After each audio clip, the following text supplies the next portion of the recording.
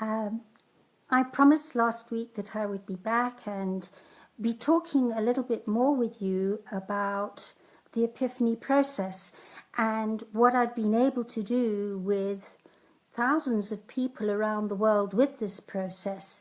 Most of my clients are online with me, either through WhatsApp or through Skype.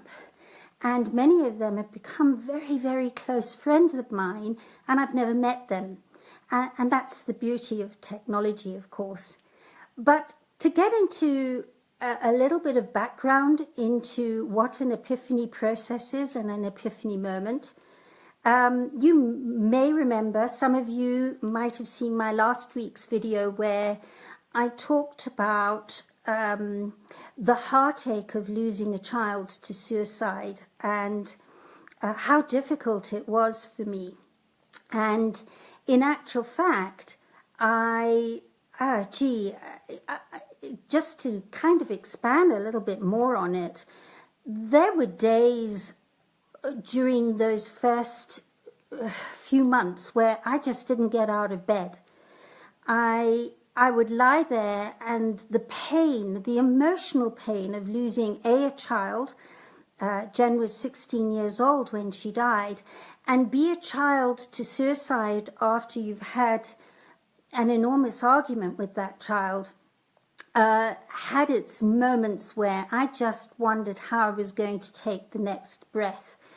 And as I mentioned, I had some days where I just lay in bed. I was very blessed to have some amazing support group around me. One friend of mine, and we used to swap clients. She had a process and I had mine, and we complemented each other.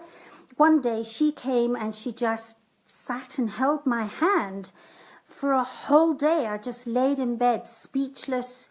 I couldn't even move. The emotional pain was just so enormous to deal with having lost my daughter Jen the way I had. And as I mentioned in my last video, I got to a point prophetically 9 months after Jenny died where I just realized I couldn't carry on living this nightmare. It felt like a lifetime prison sentence that I was stuck in to serving until I drew my last breath, and wherever it is I die, 18, 90, whatever. And I just couldn't even begin to imagine that that was even an option. And so I began to search and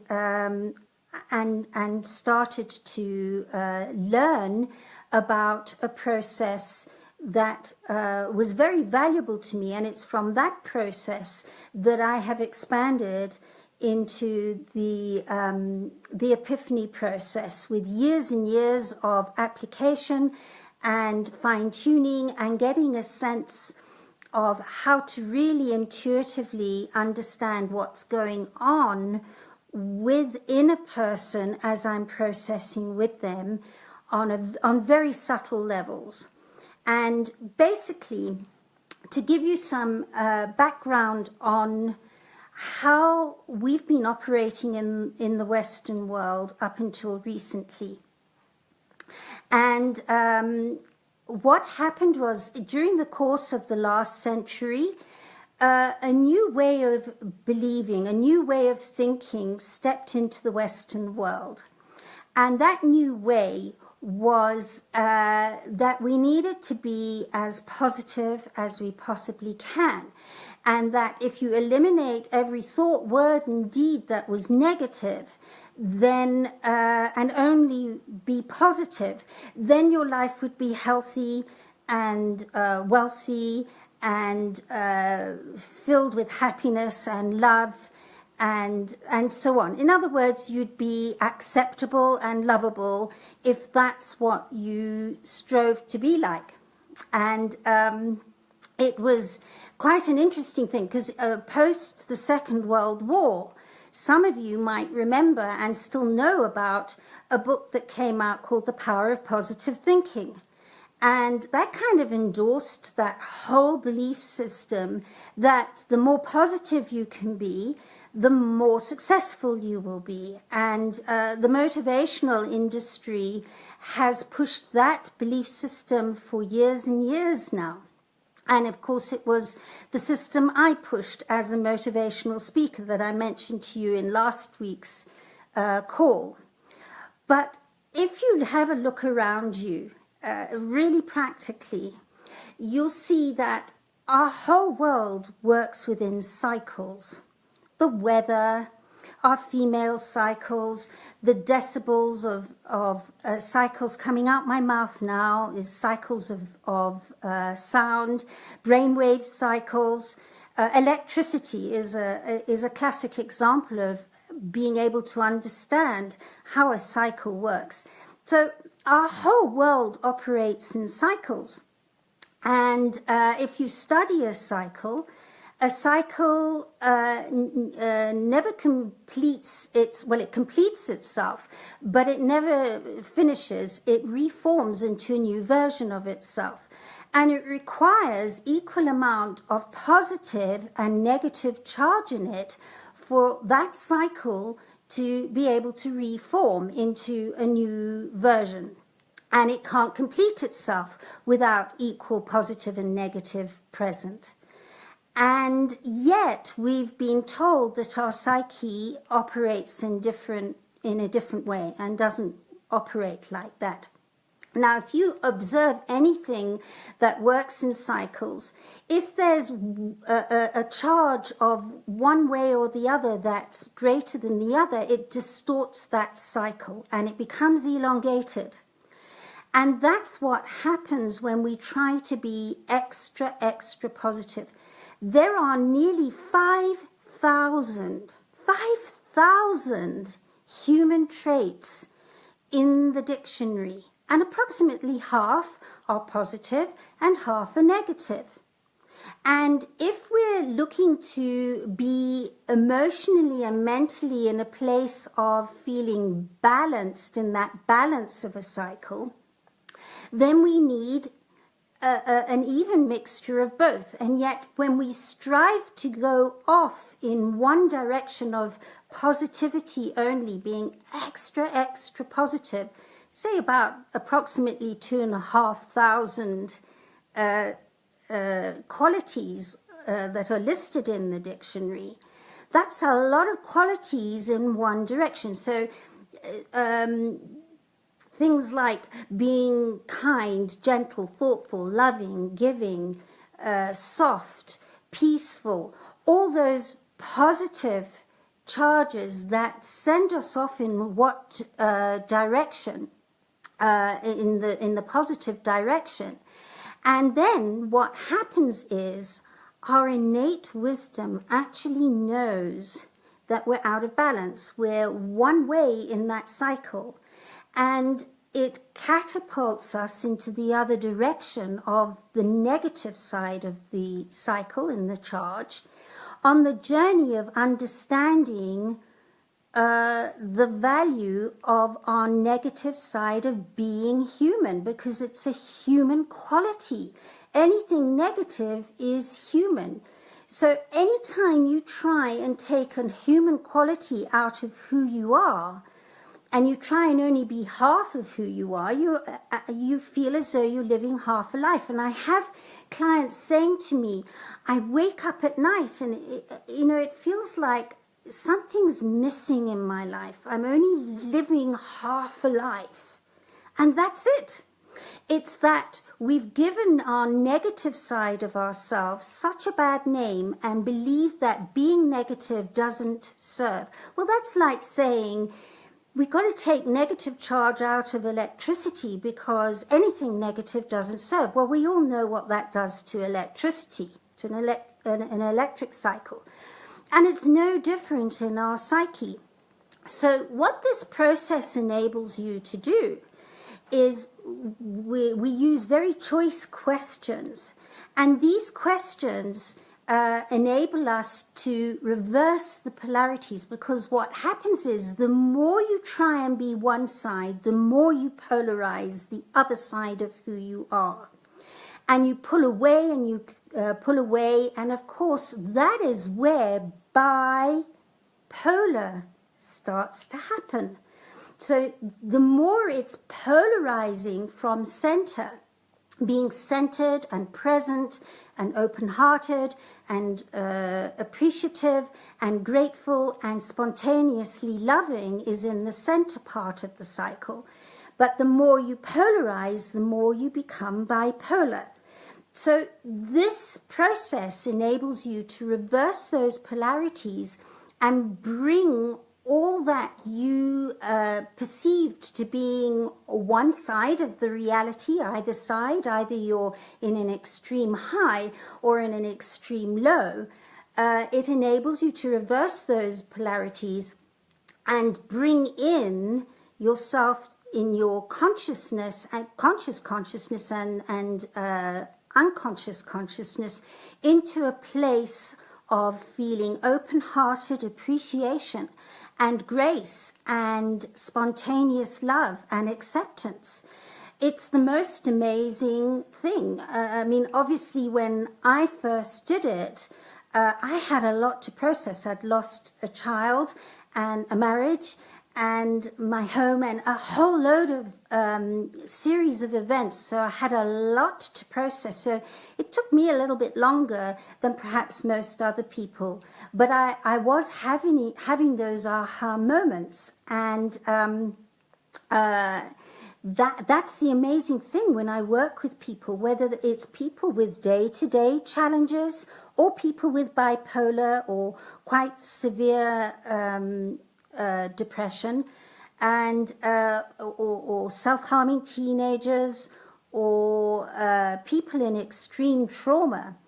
This process then enables them to reverse whatever they're extremely emotionally charged up about and bring it into a place of centered presence. And you watch them, and often I don't watch them because it's online and we don't even use cameras a lot of the time, because sometimes my facial expressions and my body language can be distracting. I mean, anybody's, maybe mine specifically. But yeah, so sometimes I don't even see the person and they don't see me, but I can feel when they've had that epiphany moment. It's the most amazing thing. You either have a kind of, you hear a, oh, I get it. I never thought about it that way. And then over the weeks that follow, I start getting messages like, I just had the most profound conversation with whoever it is that I've never been able to have before. And I didn't have to go along with a script of remember to say this and don't say that. And it's really important that you say it like this. What this process enables you to do is to tap into your very deepest inner wisdom without the distraction of judgment, self-judgment mostly, and those emotional highs and lows that distract you. So it helps you to go really into your deepest wisdom, and without trying, the most wise, spontaneous words start coming out of your mouth. A lot of my clients say to me, they start having authentic conversations with people and it blows them away. And they can't believe how clear and certain they look at things. Things become far more clear and certain and specific. Now, those are the three ingredients to manifesting whatever you want in your life. When you become clear, certain, and specific, it means that you're not being distracted by all the emotions and thoughts that normally consume your day and take up your energy. And this allows you to become very down the center there. And For me, the biggest thing has been that you may have remembered last week I mentioned how I was in the motivational industry, and then I went more into the intuitive side of working with people, but it still felt like they were left disempowered. The beauty about this is that this process leaves you with the tools to do it. I help you, I'm your coach. I help you with those questions and get you going. But by way of example, I've just had somebody who is in quite severe depression after 4 sessions saying to me, I think I'm okay, and wanting to step away and just see what that does for them. And then maybe come back, maybe not. But 4 sessions is quite a thing to be able to turn your life around on. And I can only say, I am offering anybody who would like to get a little bit more and a little mini time with me, I would like, with great amount of love, to offer you today to contact me, and I'll hold a quick mini session with you, so that I can get a sense of where you are, and you can get a sense of me and the process, and see whether we can step forward together. So I would like to gift that to you today and suggest that you contact me. You can get me either on my website, and in fact there's a page going up there that will enable you to fill in what it is you'd like to chat to me about, or alternatively email me at Jenetta@theepiphanyprocess.com. So that's JENETTA @ and then all one word, theepiphanyprocess.com.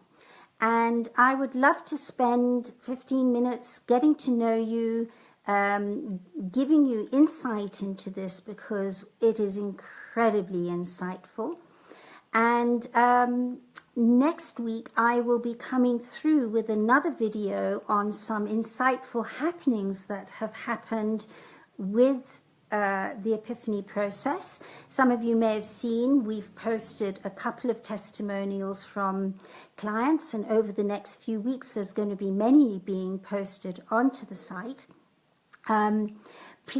Please do feel free to share this video and share and like the page, Jenetta, Barry and the Epiphany process. To me, it's deep in my heart to get to as many people and help as many people worldwide as I possibly can, and to leave this as a legacy. So please do contact me. I look forward to meeting you, and again next week meeting you live online as well. And I have something special to offer you then as well. But for this moment, contact me. Let's get together. I look forward to meeting you and getting to know you some more, and see you again this time next week. Lots of love. Bye.